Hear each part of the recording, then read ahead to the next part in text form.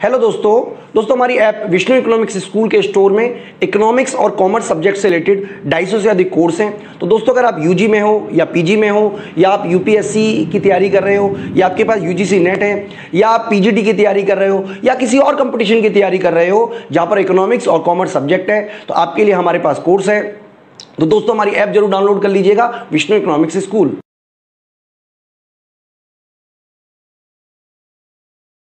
Hello everyone, welcome to today's session. I am Kajol and in this video we are going to discuss remaining types of quasi contracts. So let's get started. तो अब यहाँ पे हम quasi contract की 2 conditions जो हैं वो already discuss कर चुके हैं। तो अब हम इसके रिमेनिंग 3 टाइप्स जो हैं वो डिस्कस करेंगे। तो अब इसका थर्ड टाइप है obligation of person enjoying benefit of non gratuitous act.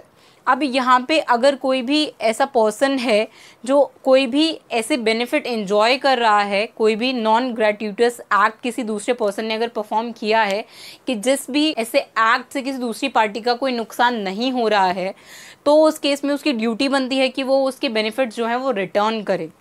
When a person lawfully does anything for another person, मतलब कोई भी एक पर्सन जो है वो किसी दूसरे पर्सन के लिए लॉफुली कुछ करता है, not intending to do so gratuitously and such other person enjoys the benefit।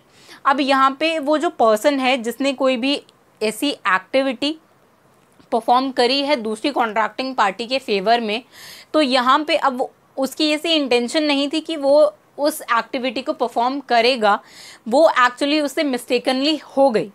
तो अब यहाँ पे सच अदर पर्सन, अब जिसके लिए उसने वो एक्ट जो है वो परफॉर्म कर दिया है, तो उससे उस पर्सन को कोई बेनिफिट हो रहा है, तो अब उस पर्सन की जिसने सारे जो बेनिफिट्स हैं वो एंजॉय किए हैं, has to compensate the other for it, मतलब उसको दूसरी पार्टी के लिए जिसने उसके लिए कोई एक्ट जो है परफॉर्म किया है उसके लिए कोई भी कंपनसेशन जो है वो उसे देना पड़ेगा।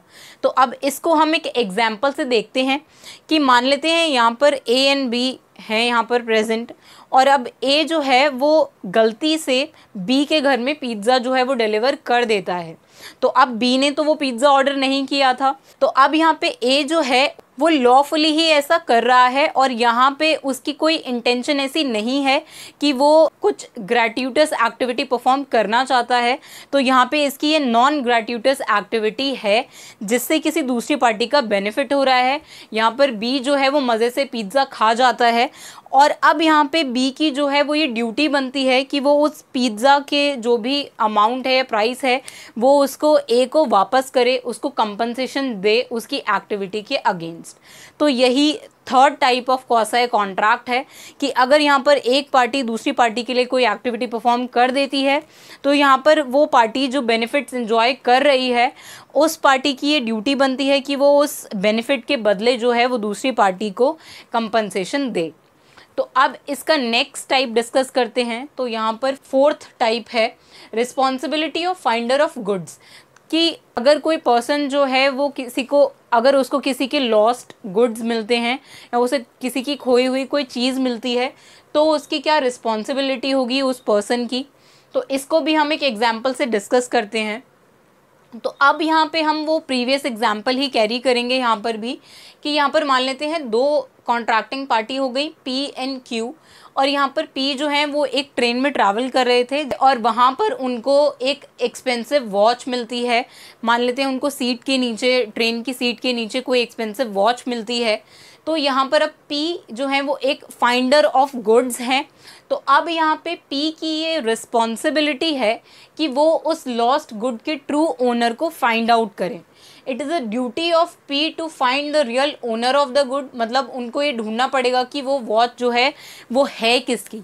तो यहाँ पर वो वॉच जो है वो क्यू की है। तो यहाँ पर पी की ये ड्यूटी है कि वो जो उन्हें वॉच मिली है वो क्यू को रिटर्न कर दें। तो यहाँ पर ये पी जो है वो फाइंडर ऑफ लॉस्ट गुड हैं और यहाँ पर इनकी रिस्पॉन्सिबिलिटी है कि वो जो गुड्स उन्हें मिले हैं, चाहे वो वॉच हो चाहे कोई और चीज़ होती, तो भी पी को वो क्यू को ट्रांसफ़र करनी पड़ती, मतलब उनको रिटर्न करनी पड़ती। तो यही हमारा fourth type of quasi contract है। तो अब last type of quasi contract देखते हैं। Liability of person to whom money is paid by mistake और अंडर कॉशन, कि यहाँ पर अब लाइबिलिटी उस पर्सन की जिसको कुछ पैसे मिल गए हैं गलती से और या फिर कॉशन के अंडर उसको डरा धमका के उससे कोई पैसे ले लिए गए हैं। तो अब यहाँ पर क्या होता है, इसको भी हम एग्जाम्पल से देखेंगे। यहाँ पर दो कॉन्ट्रैक्टिंग पार्टीज़ हैं Z एंड Y। तो अब यहाँ पे क्या होता है, Z को Y को जो है वो 10,000 रुपीज़ जो हैं वो ट्रांसफ़र करने होते हैं और यहाँ पे Z जो है वो गलती से 1 लाख रुपीज़ जो है वो Y को ट्रांसफ़र कर देता है।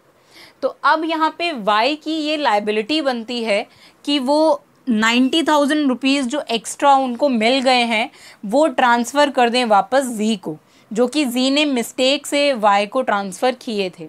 तो यहाँ पर Y की लाइबिलिटी होगी उन 90,000 रुपीज़ के लिए जो उन्हें Z को ट्रांसफ़र करने हैं। अब अगर यही केस कॉर्शन में होता कि Y ने अगर कॉर्शन से Z से 1 लाख रुपीज़ ले लिए होते, तो यहाँ पर Z जो है उन्होंने कॉर्शन के अंदर जो है मनी ट्रांसफ़र करी होती। तो यहाँ पे Y की ये ड्यूटी बनती है कि वो जो उन्होंने कॉर्शन से पैसे लिए हैं, कॉर्शन से 1 लाख रुपीज़ लिए हैं, तो Y को अब वो 1 लाख रुपीज़ जो हैं वो ट्रांसफ़र बैक करने पड़ेंगे Z को। तो यही 5 टाइप्स थे क्वासाई कॉन्ट्रैक्ट्स के। तो आई होप आप इन 5 काइंड्स ऑफ क्वासाई कॉन्ट्रैक्ट्स को समझ गए होंगे। तो अब इसके नेक्स्ट वीडियो में हम एक फ्रेश टॉपिक से स्टार्ट करेंगे। So that's it for this video. Thank you.